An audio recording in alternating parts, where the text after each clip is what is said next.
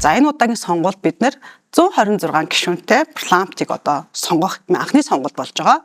За онцлог нь болохоор 78 одоо нэр дэвшигчийг бид нар тойргоос 48 нэр дэвшигчийг бид нар чагсаалтаар сонгох ийм сонгуул болж байгаа. Саналын хуудас маань та бүхнийг сонгуул өгөх саналын хэсгээр очиход хоёр одоо тийм ээ хуудасаас бол бүрдэж бол та бүхэнд бол гарт чинь очино. За эхний хуудас болохоор та бүхэн юуг анхаарах ёстой вэ гэхээр хамгийн түрүүнд бол дээдл байгаа зааврыг бол унших ёстой гэсэн үг.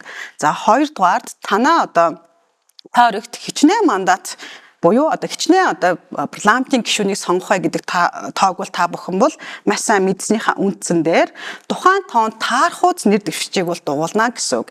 За ингэхдээ анхаарах зүйл маань юу вэ гэхээр та илүү юм уу дутуу дугуулах юм бол энэ саналын хуудас бол хүчингүй болно. За хоёр дахь хуудас маань ямар хуудас байгаа вэ гэхээр 19 улс төрийн нам 2 эвслээс бүрдсэн эм жагсаалт бол та бүхний гар дээр очино. 48 одоо тэр листен жагсан нэр дэвшигчийг дэмжиж гэж бодож байгаа бол тухайн намыг яг нь энэ хуудсан дээр дугуулна гэсэн үг.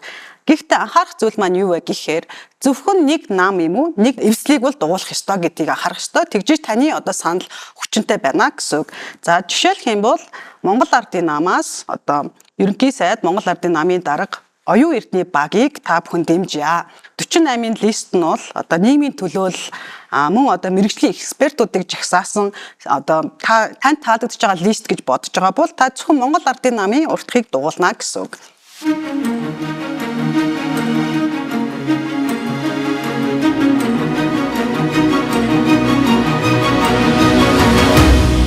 Ерөнхий сайдаа багаар нь дэмжье.